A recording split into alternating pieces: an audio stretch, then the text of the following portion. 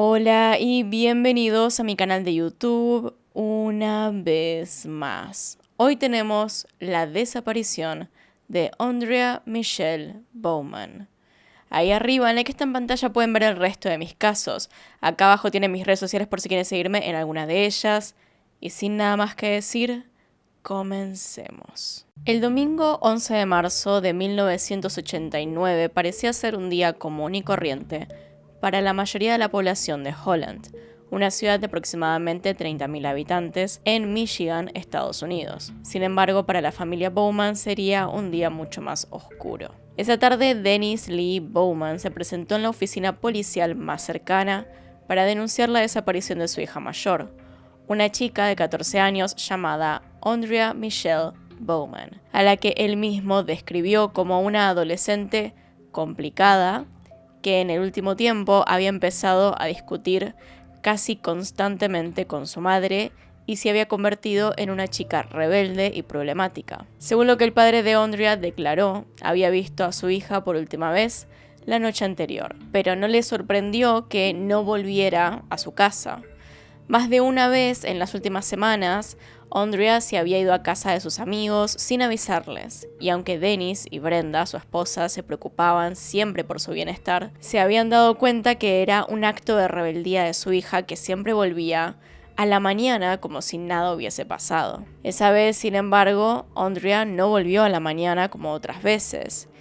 Y aunque aquello les había parecido raro, el matrimonio acordó esperar por su hija unas horas más. Mientras Dennis iba a su trabajo como maquinista, su esposa se quedó en casa cuidando de Vanessa, su hija menor de 15 meses, llamando a varios de los padres de los amigos de Andrea para saber si la adolescente estaba en sus casas o si por lo menos sabían algo de ella o la habían visto en alguna parte. Cuando el turno de Dennis acabó y volvió rápidamente a su casa, Brenda le informó no solo que Andrea no había vuelto, sino que además, revisando su habitación, se dio cuenta de que la adolescente se había llevado una de sus mochilas con algunas prendas de ropa. Darse cuenta de esto fue lo que la llevó a revisar su propia habitación, descubriendo que faltaban de sus ahorros $100. La versión de Dennis parecía convincente, o al menos eso fue lo que pensaron los oficiales que tomaron su denuncia en aquel momento. Aparentemente afectado, el hombre contó cómo la actitud de Andrea había empezado a cambiar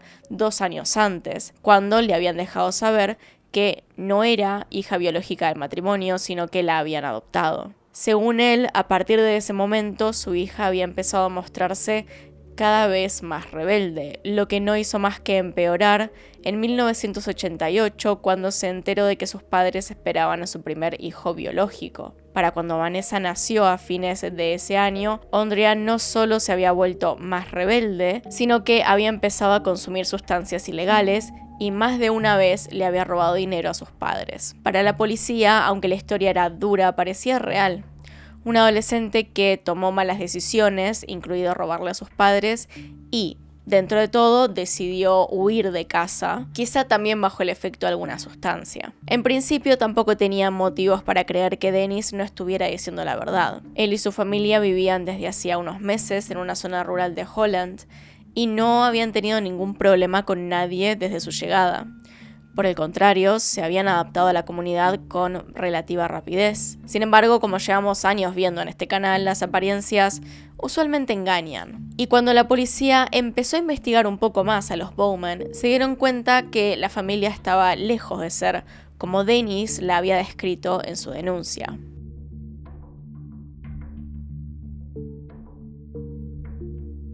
Tanto Brenda como Dennis nacieron en West Michigan, pero no se conocieron hasta empezar su educación secundaria, cuando coincidieron en el mismo colegio. Aunque no tenemos los detalles de su noviazgo, sabemos que este empezó bastante temprano en la secundaria y volvió haciéndose cada vez más estable con los años.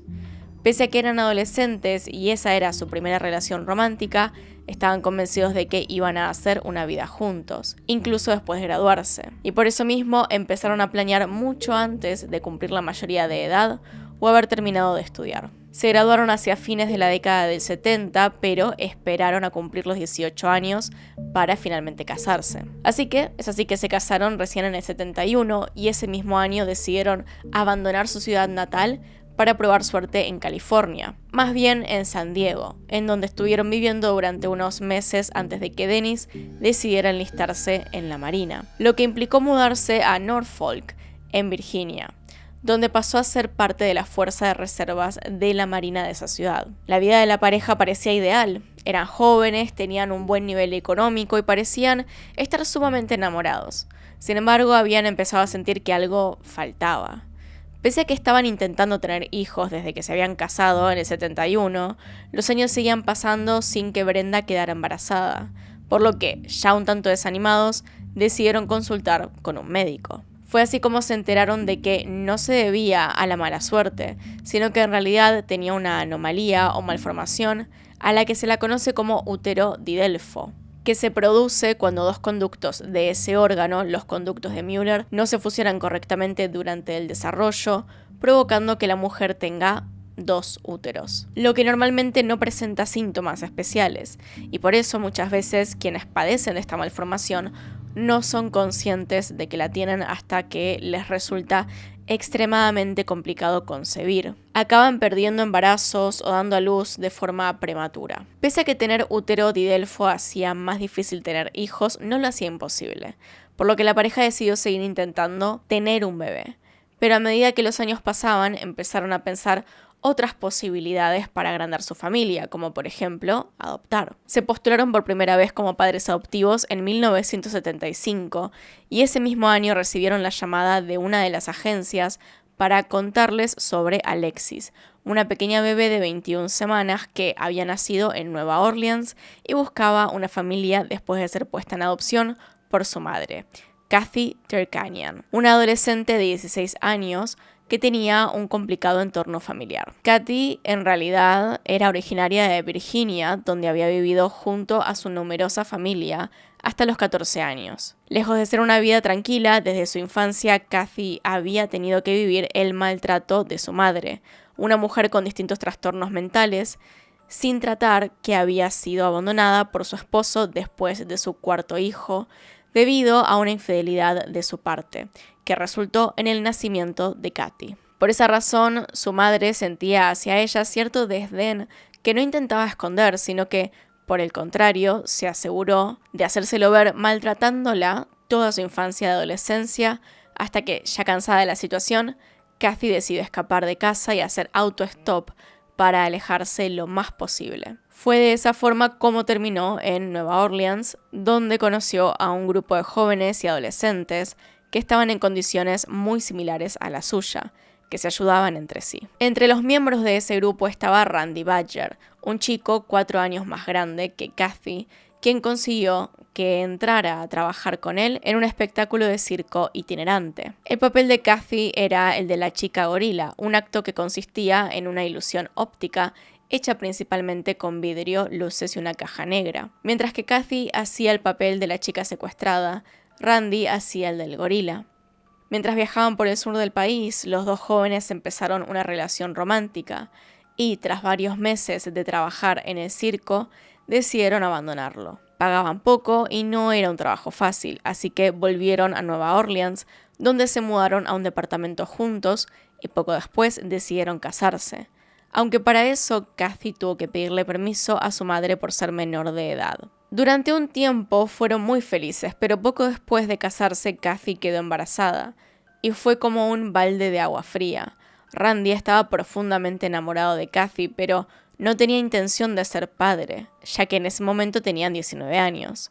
Por lo que si bien en un principio decidió seguir a su lado durante el embarazo, la relación empezó a deteriorarse cada vez más. Kathy dio a luz en junio de 1974 y juntos decidieron nombrar a la bebé como Alexis, pero las cosas no estaban mejor. Y sin otro lugar al que ir, Kathy tuvo que volver a Virginia, a la casa de su madre. Desde un principio, la madre de Kathy intentó convencerla de que diera a Alexis en adopción, primero de forma amable, pero cuando se dio cuenta de que esto no funcionaba, empezó a manipular psicológicamente a su hija, mientras que a sus espaldas hablaba con diferentes organizaciones cristianas para obtener consejos sobre cómo convencer a Kathy de dar en adopción a su hija. Finalmente, tras meses de escuchar a distintos adultos, decirle cómo no sería capaz de cuidar a Alexis ni darle la vida que merecía, a fines de 1974, Kathy fue a una agencia de adopción y firmó los papeles necesarios para ingresar a la pequeña Alexis al sistema, en donde estuvo muy poco tiempo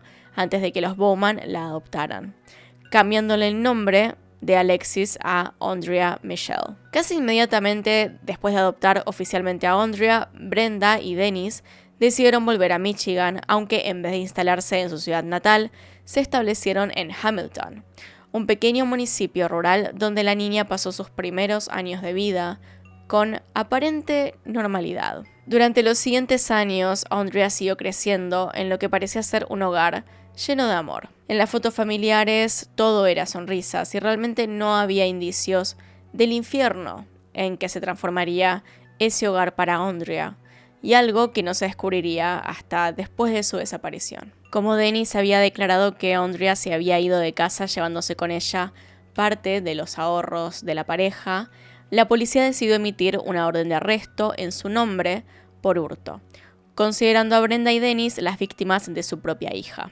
Convencidos de la hipótesis de que Andrea simplemente se había escapado, pasaron el caso al Departamento de Servicios Sociales para que se hiciera cargo de investigar el caso e intentar encontrar a la adolescente. Al recibir el expediente se dieron cuenta que ya conocían el nombre de la chica. Un año antes, en 1988, la escuela de Andrea había elevado al Departamento de Servicios Sociales su inquietud por la situación familiar de la adolescente de entonces 13 años. Desde hacía ya varios meses, sus compañeros de clase y amigos habían empezado a notar cómo Andrea aparecía con algunas heridas que siempre disimulaba muy bien. Y, si bien en principio se había empezado a correr el rumor de que la chica se autolesionaba, en confianza con sus amigas más cercanas, Andrea confesó que en realidad estaba siendo golpeada por sus padres, y poco después les confesó que Dennis había empezado a abusar sexualmente de ella. Sus mejores amigas, que la habían contenido hasta el momento y habían intentado todo para ayudarla, lograron convencerla de que le contara lo que estaba viviendo a alguno de sus profesores o por lo menos a alguna de las autoridades del colegio. Muy asustada y todavía sin saber si era correcto lo que hacía, Andrea habló con algunos adultos de su escuela y confesó que no quería volver a su casa por las cosas espantosas que vivía a manos de su padre en aquel lugar. Entre los horrores que Andrea le contó a los adultos de su colegio, como a sus amigas, no solo estaban los abusos sexuales, sino que también contó todo sobre los golpes. Una de sus mejores amigas, Michelle Timmer, llegó a ver cómo una tarde Dennis persiguió a Andrea desde la parada del bus hasta su casa, golpeándola por el camino. Kim Payne, otra de sus amigas, fue testigo de cómo Brenda también era violenta con Andrea. Una tarde, estando de visita en la casa de los Bowman, vio cómo la pareja y los demás invitados comían hamburguesas recién hechas mientras que a Andrea le daban un sándwich especial, que en realidad no era más que un pan con algún aderezo como mayonesa y ketchup.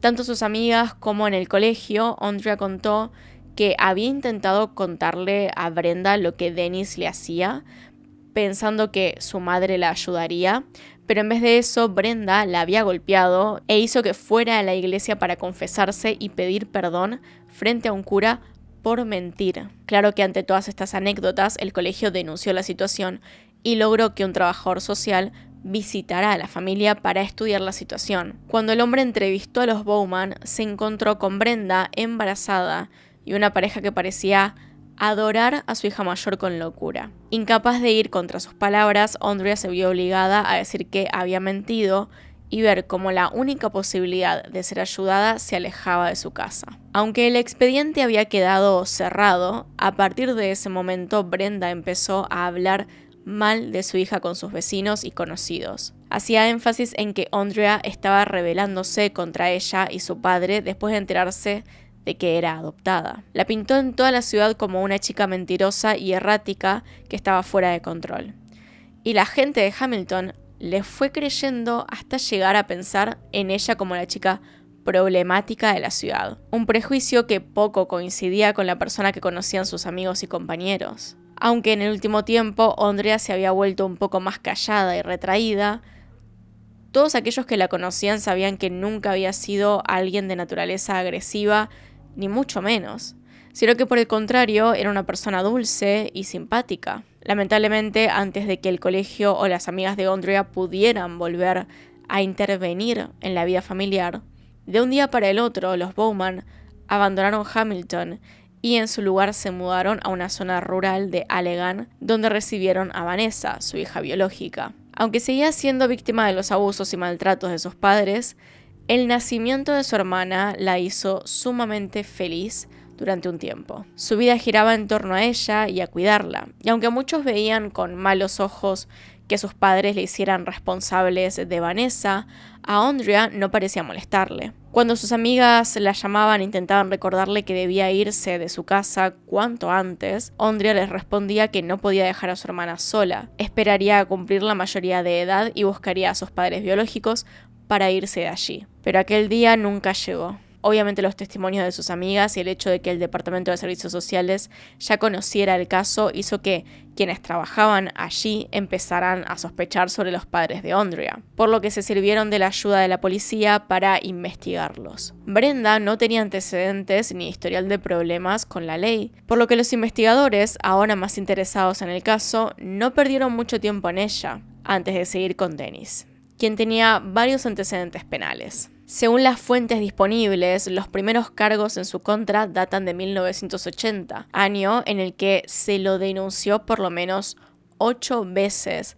por distintos motivos que iban desde copamiento a una vivienda y hurto violento hasta acoso sexual o incluso abuso, destacando entre todas esas denuncias la que hizo una chica de 19 años. Los reportes oficiales del episodio ocurrido hacia fines de ese año narran cómo Dennis detuvo a la chica mientras ésta andaba en su bicicleta en la zona de Lakeshore Drive, un camino junto a la costa de Michigan donde las personas suelen hacer ejercicio, como caminar o andar en bicicleta. Tras lograr que la joven se detuviera, Dennis la hizo bajar y la obligó a punta de pistola a internarse en el bosque donde intentó abusar de ella, aunque para fortuna de la chica, justo en ese momento pasó un camión. El conductor se dio cuenta que algo estaba mal y se detuvo para distraer a Dennis, permitiendo así que la joven pudiera salir corriendo de allí. En sus declaraciones, tanto la víctima como el camionero que la había ayudado a escapar declararon que el agresor había disparado 2 tiros al aire, por lo que parecía ser mera frustración, ya que no lo siguió a ninguno de los dos. Gracias a las descripciones dadas por ambos, la policía llegó a Dennis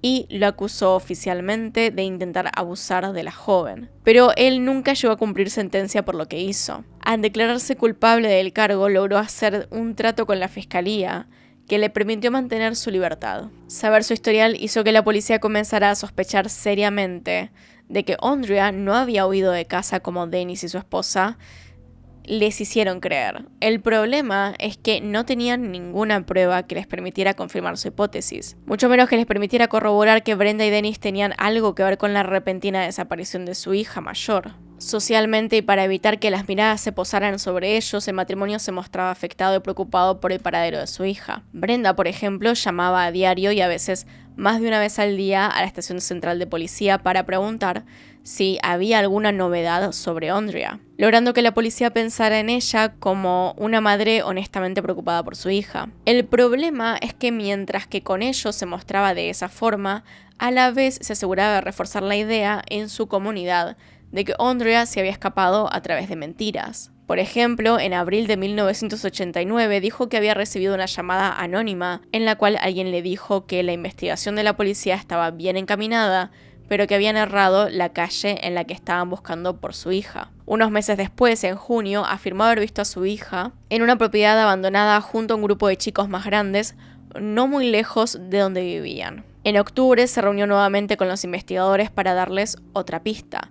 Dijo que una amiga de su hija la había visto con el cabello teñido y embarazada en un supermercado llamado Mayher. Obviamente, como habían hecho con cada indicio anterior, la policía investigó estas y otras pistas que llegaban a ellos. Pero sin importar el esfuerzo que pusieran, siempre terminaban en un callejón sin salida, lo que fue llevando a que la investigación empezara a enfriarse poco a poco. Sin la capacidad de probar que lo de Andrea había sido una desaparición voluntaria, la investigación tampoco fue capaz de avanzar mucho más y, lentamente, el caso de Andrea fue quedando olvidado. Ocasionalmente alguna de sus fotos aparecía como recordatorio de los cientos de casos de niños y menores de edad sin resolver del país. Casi a 10 años de los hechos, el nombre de Andrea volvió a los medios, por lo menos locales, cuando su padre adoptivo volvió a ser arrestado en 1998 al intentar entrar a la fuerza a la casa de una de sus compañeras de trabajo en el condado de Ottawa. Cuando la policía llegó y lo detuvo, Dennis tenía en su poder varios objetos de la dueña de casa, incluidas varias prendas de su ropa interior. Este episodio llevó a que la policía emitiera una orden de allanamiento para la casa donde Dennis vivía con Brenda y Vanessa.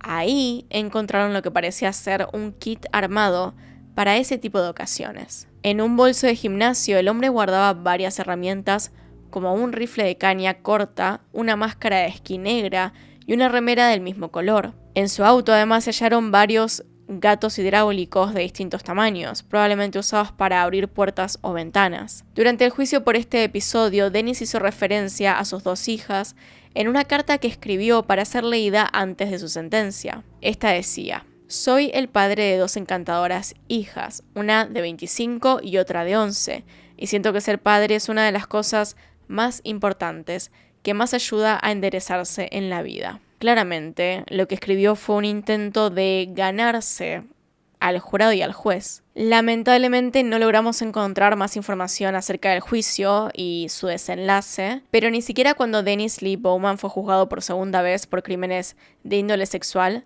la policía decidió volver a investigar el expediente de Andrea. En 1999, a unos meses del juicio de Dennis, la policía de Wisconsin se puso en contacto con el departamento policial de Allegan. En una zona boscosa de su jurisdicción habían encontrado el cuerpo de una mujer que, según sus características físicas, coincidía con Andrea Michelle Bowman. Según el informe forense, el cuerpo no llevaba más de 12 horas en ese lugar, pero como aquel día había estado lloviendo, el agua había eliminado de él toda evidencia que pudiera ser útil para hallar al responsable de su muerte. Aunque teniendo en cuenta la escena y lo poco que habían encontrado alrededor, llegaron a la conclusión de que la víctima había sido asesinada en otro lado y simplemente descartada allí. La autopsia posteriormente practicada determinó que la mujer sin identificar había sido víctima de abuso y negligencia prolongada. Tenía varios huesos rotos, además de presentar claros signos de abuso sexual. Pese a que la zona donde había sido encontrada era una pequeña comunidad rural, nadie fue capaz de identificarla. La edad de la víctima coincidía con la que Andrea tenía, lo que en conjunto con sus similitudes físicas y la poca distancia que había entre Holland y donde había aparecido el cuerpo, llevaron a las autoridades a pensar que tal vez se trataba del adolescente que había desaparecido al otro lado de la costa. Como Andrea era adoptada, un análisis de ADN con sus padres no tenía sentido para comprobar si realmente se trataba de ella o no. Así que la policía recurrió a otras estrategias, como por ejemplo superponer fotos de Andrea con las sacadas en la autopsia del cuerpo sin identificar para señalar los parecidos. El problema es que eso no podía tomarse como una confirmación de que Jane Doe fuese Andrea. La policía necesitaba rastrear a algún miembro de la familia biológica de la joven desaparecida y hacer una prueba de ADN con esa persona para buscar coincidencias. Jane Doe, para aquellas personas que tal vez no lo sepan, es el nombre que se le pone a los cuerpos sin identificar cuando son encontrados. Como no tienen un nombre, es más fácil ponerles Jane Doe 1, Jane Doe 2 y seguir numerándolos. Lo mismo con los hombres, pero con su versión masculina, que es John Doe. Aunque parecía algo sencillo, no lo fue. Kathy había puesto a su hija en adopción de forma cerrada, es decir, que solo su hija podía acceder a su información si así lo deseaba. Y aquello hizo que el proceso fuera mucho más lento de lo que la policía esperó, llevando literalmente años encontrar a Kathy Terkanian, que para entonces había logrado mejorar su vida de manera drástica. Después de dar en adopción a su bebé, Kathy se dio cuenta de que no quería seguir cerca de su madre y casi de inmediato volvió a irse de casa. Decidió mejorar su estilo de vida, se las arregló para terminar el secundario mientras trabajaba y cuando se graduó empezó a estudiar enfermería, lo que le permitió no solo conseguir un mejor trabajo, sino que además le sirvió para conocer a Edward, con quien se casó y empezó una nueva etapa de su vida. Kathy nunca volvió a tener hijos, pero siempre pensaba en su pequeña Alexis, soñando en el momento en que su hija creciera y decidiera ir a buscarla. Durante años se había imaginado cómo un día llegaría una carta de la agencia de adopción anunciándole que su hija quería tener contacto con ella. En realidad nunca había perdido la esperanza, así que imaginen su alegría cuando en abril del 2010 vio entre su correspondencia la carta con la que venía soñando décadas. Sin esperar un minuto, abrió esta carta lista para reencontrarse con su hija. Sin embargo, el contenido nada tenía que ver con lo que esperaba. Allí le explicaban que su hija llevaba desaparecida 21 años y que necesitaban de su colaboración para poder identificar un cuerpo que creían era el suyo. Kathy, de todas formas, a pesar del shock, no lo dudó. Todavía con ese shock por la noticia que acaba de descubrir, se aseguró de brindar su muestra de sangre para ayudar con la investigación oficial.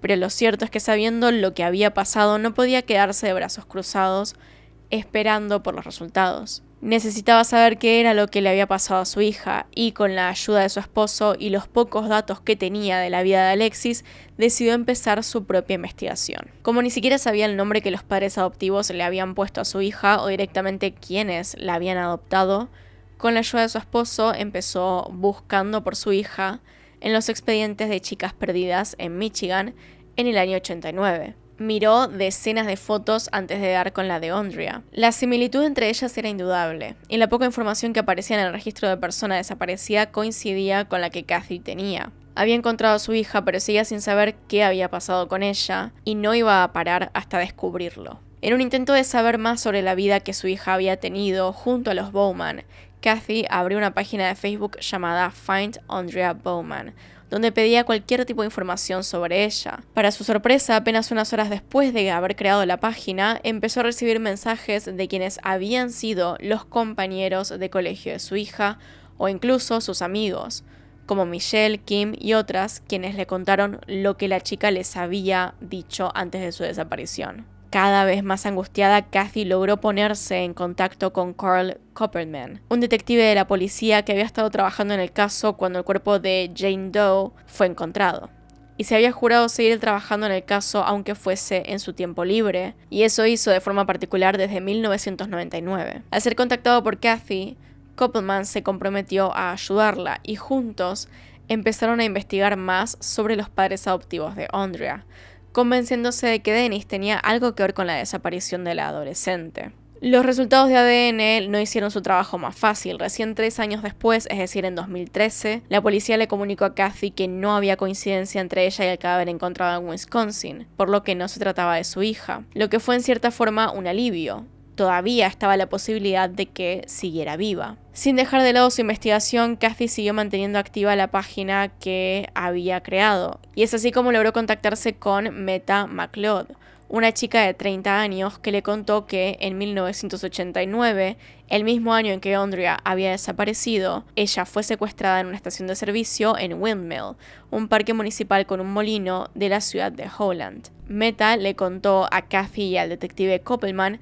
qué había ocurrido cuando ella tenía únicamente 6 años. Un individuo se acercó a ella prometiendo mostrarle unos perros bebés si iba con él, y en su inocencia la niña lo siguió hasta su camioneta, donde el hombre la obligó a subir, llevándola hasta una zona más alejada de la ciudad, donde abusó de ella. La historia claramente conmovió a Kathy, pero Meta le explicó que si se la contaba no era para recibir su empatía, sino porque estaba convencida de que el hombre que había abusado de ella era Dennis Lee Bowman. Kathy no dudó de su historia, por el contrario, rápidamente hizo los arreglos necesarios para encontrarse con ella y el detective Koppelman e ir juntos al lugar donde había sido atacada. Fue mientras recorrían la zona que el detective se dio cuenta de que el parque quedaba en el camino que Dennis Lee Bowman hacía todos los días para ir de su casa al trabajo y viceversa. Pero eso no era todo. Meta describía el vehículo de su atacante como una camioneta roja, igual a la que Dennis usaba en ese momento. Parecían ser muchas coincidencias, muchas similitudes justamente para ser simples coincidencias. Convencidas de que Bowman estaba tras la desaparición de Andrea y el ataque a Meta, Kathy y la muchacha empezaron a trabajar juntas. De forma paralela a sus esfuerzos, los diferentes crímenes sexuales de Dennis Lee Bowman llamaron la atención de un joven detective policial llamado Joe Smith, que recientemente había empezado a trabajar en el departamento de casos sin resolver. Al revisar los expedientes sin resolver, Este hombre encontró dos que le parecían especialmente interesantes. Uno de ellos era de un ataque sexual y el otro de la muerte de Kathleen Doyle, una chica de 25 años de edad que había sido encontrada sin vida el 11 de septiembre de 1980 en Norfolk. Hija de un veterano de la Fuerza Aérea y casada con un soldado de la Marina, Kathleen fue brutalmente asesinada una noche en su casa mientras su marido cumplía con una misión en otra ciudad. La policía había sido capaz de determinar que el homicida había entrado por una de las ventanas del dormitorio, donde había inmovilizado a la joven para abusar de ella, quien intentó resistirse con todas sus fuerzas, lo que provocó la furia de su atacante, que la apuñaló varias veces en un ataque de ira. No satisfecho con eso, ahorcó a la joven con sus propias manos hasta quitarle lo último que le quedaba de vida. Lejos de ser una escena del crimen limpia o metódica, el atacante demostró ser bastante descuidado, ya que la policía fue capaz de reconocer rastros de semen y huellas. Pero eso no era suficiente para poder atraparlo en 1980, ya que no había base de datos nacionales. Casi 40 años más tarde, Joe Smith leyó el expediente y pensó inmediatamente en Dennis Lee Bowman. Había estudiado en ocasiones anteriores sus antecedentes y coincidían totalmente con el crimen de Kathleen. Bowman todavía vivía en Virginia para el momento de los hechos y era reservista de la Marina ahí, por lo que había posibilidades de que hubiera conocido a la víctima a través de su esposo e incluso, yendo más lejos, supiera cuándo éste iba a estar fuera de la ciudad para poder atacar a Kathleen. Su hipótesis no sonaba para nada descabellada, así que sus superiores decidieron que necesitaban el ADN de Bowman para comprobarlo con el hallado en la escena, pero no querían alertar de que estaban tras él, así que con la excusa de una revisión del caso de Andrea enviaron un detective a su casa para hablar con el hombre. No lo presionaron ni hablaron de Kathleen o sus demás crímenes, en realidad tuvieron una charla bastante amena mientras tomaban un café. Cuando llegó el momento de despedirse, el detective se llevó consigo la taza de la que Dennis, un hombre ya de 70 años, había tomado café. Tenían por fin con qué comparar las muestras encontradas en la escena del crimen de Kathleen y ambas muestras coincidían en un 100%. Dennis Lee Bowman era sin lugar a duda el asesino. En noviembre del 2019, Dennis Lee Bowman fue arrestado por el homicidio de Kathleen Doyle y al ser interrogado confesó lo que había hecho, involucrando en cierta forma a Brenda. Dijo que su esposa lo supo desde el principio, aunque le había contado una historia bastante diferente a la realidad. En vez de decirle que había entrado a la casa de Kathleen con el objetivo de abusar de ella y matarla, dijo que estaba muy borracho, que su intención había sido ir a robar, pero no recordaba cómo había terminado todo de la forma en que lo había hecho. Con fingido arrepentimiento, le suplicó a su esposa que lo perdonara y Brenda no titubeó. Le aseguró que lo perdonaba y además le dijo que el homicidio de Kathleen no cambiaba cómo lo veía o cuánto lo amaba. Ante esa declaración y mientras se terminaba de juntar evidencia para el juicio contra Bowman, Brenda pasó a ser considerada una posible cómplice, aunque al final nunca se le acusó formalmente de ningún cargo por el caso de Kathleen. Ya con Dennis oficialmente acusado por la muerte de la joven, se determinó que en febrero del 2020 se lo iba a extraditar a Virginia, lugar donde había cometido el crimen, y por lo tanto donde debía ser juzgado. Mientras se preparaban todos los detalles, tanto para el juicio como para el viaje, Bowman solicitó hablar con los fiscales. Como si no fuese la gran cosa, dijo que Andrea nunca había huido de casa, sino que estaba muerta. Durante esta primera charla sobre lo que realmente había pasado con su hija, aseguró que todo había sido un accidente. Según él, Andrea había perdido la vida de forma accidental en una discusión. Aunque no tenemos los detalles exactos de la versión que dio en ese momento Bowman, trascendió que ocurrió mientras la chica pretendía irse de casa. Dennis la detuvo de forma violenta y Andrea amenazó con denunciar nuevamente a la policía los abusos si no la dejaba ir.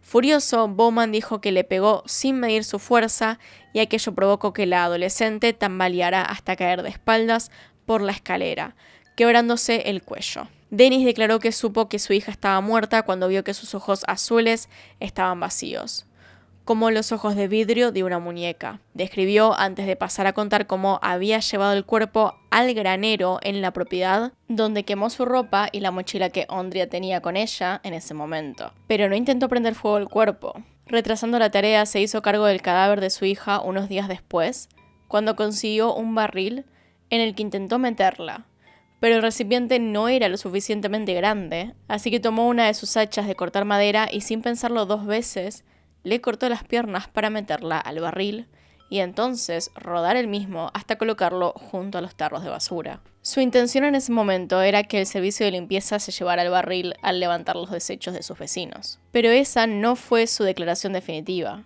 En un nuevo interrogatorio, después de darse cuenta que su primera versión era sumamente cruel, decidió cambiar su historia. Dijo que tapó el cuerpo de su hija con una sábana blanca en la que puso decenas de flores antes de conducir a un cementerio cercano, donde hizo una fosa común y la enterró. Cuando los detectives le pidieron que indicara en cuál cementerio la había enterrado, Bowman volvió a cambiar su historia. Dijo que si bien ese había sido su plan original, había tenido que cambiarlo por practicidad. Al final había enterrado el cuerpo de su hija en su patio trasero y había escondido el barril previo a dejar ese domicilio con su familia. Considerando que esta era la primera versión plausible que dijo el asesino confeso, las autoridades no demoraron en enviar un grupo de policía a la casa en la cual supuestamente estaba enterrado el cuerpo. Y una vez que llegaron ahí, efectivamente, bajo una muy fina capa de cemento, la policía halló los restos óseos de una persona que poco después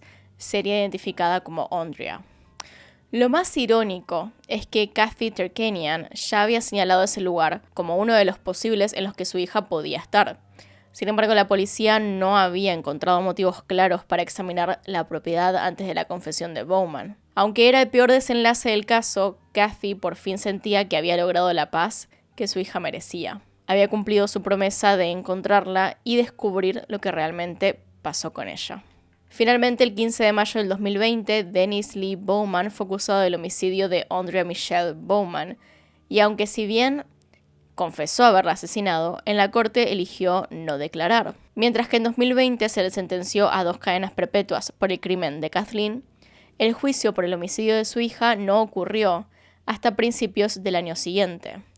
Y uno de los momentos más esperados fue lo que ocurrió el 22 de febrero del 2021, cuando fue el turno de Brenda Bowman de testificar. Si bien Dennis había tomado toda la responsabilidad intentando dejar a su esposa fuera de lo que había sucedido con Andrea y sus demás víctimas, la verdad es que era imposible pensar que Brenda ignoraba por completo todo lo que su marido hacía, sobre todo si tenemos en cuenta que Dennis literalmente había descuartizado a Andrea a unos metros de la casa en la que vivían. Antes del juicio, Kathy llegó a enfrentar a Brenda sobre esto, y la esposa de Dennis solo le contestó: "No olvido lo que hizo, pero lo perdono. Tomo mis votos matrimoniales muy en serio". Eso fue lo que le dijo con una frialdad que volvió a poner en práctica cuando subió al estrado a mediados de febrero. Sin que se le moviera un pelo, admitió que sabía desde antes de lo ocurrido que su esposo abusaba de Andrea. Ella me dijo una mañana que su papá abusaba de ella, y yo le respondí: "Eso es mentira y tú lo sabes". Esto lo admitió como si haber ignorado los pedidos de ayuda de su hija adoptiva no la convirtiera, en cierto grado, en cómplice de su triste final. Tras un año de juicio, el 7 de febrero del 2022, la jueza Margaret Zurich Baker anunció la sentencia por el homicidio de Andrea. A las 2 cadenas perpetuas que Dennis Lee Bowman cumplía por el homicidio, se le agregó otra pena de mínimo 35 años y un máximo de 50 por el homicidio en segundo grado de su hija adoptiva. Dennis aceptó la condena y prometió no apelar, siempre y cuando las autoridades le permitieran cumplir sus sentencias en Michigan, donde podía estar cerca de su familia.